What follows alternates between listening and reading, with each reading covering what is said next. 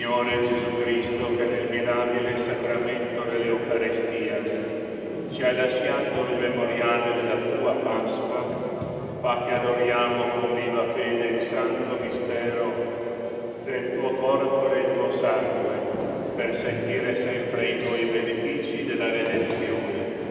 Tu sei Dio e vivi e regni con Dio Padre, nell'unità dello Spirito Santo, per tutti i secoli dei secoli.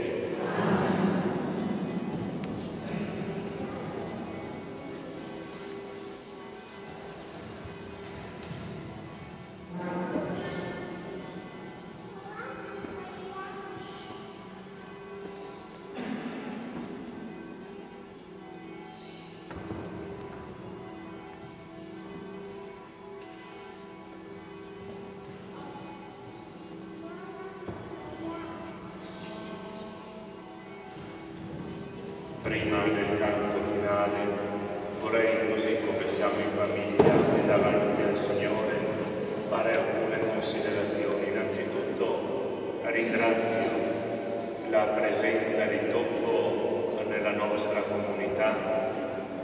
Abbiamo cominciato 16 anni fa una collaborazione faticosa, però abbiamo capito che questa è la strada del futuro. Il futuro non sarà più roseo di quello che abbiamo vissuto. Nella nostra forania, in 3, 4, 5 anni, saranno 5 confratelli che dovranno lasciare la parrocchia per raggiungere i limiti di età. Quindi capite voi stessi che abbiamo bisogno, se ci crediamo, se vogliamo costruire un futuro, se vogliamo mantenere le nostre tradizioni e le nostre usanze e le nostre comunità, dobbiamo metterci insieme e collaborando insieme, vivere la sfida per superare questo momento di difficoltà. Lo scoraggiamento non serve a niente, dicevo prima.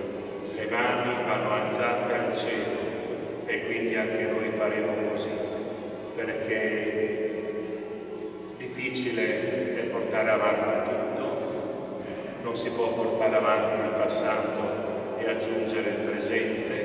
Dovremo fare qualche cambiamento già adesso, un gruppetto di persone che ringrazio, mantiene la Chiesa, lo sappiamo tutti,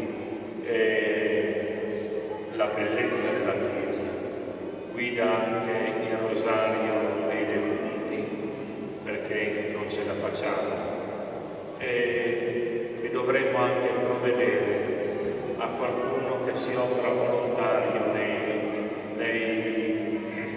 funerali a portare la croce in cimitero, altrimenti dovremo andare giù in processione senza crocifisso.